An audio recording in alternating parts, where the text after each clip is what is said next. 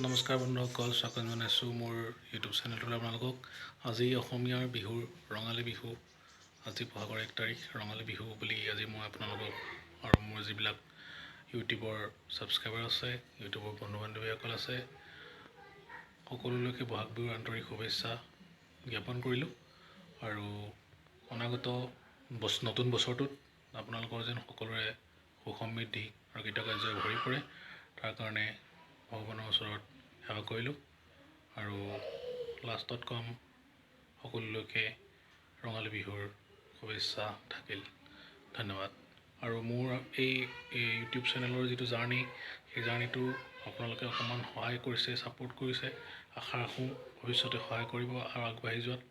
নতুন নতুন মোৰ কুকিং ভিডিঅ'বিলাক আপোনালোকে চাই থাকিব। আৰু বছ ইয়াকে মই জনালোঁ। ধন্যবাদ।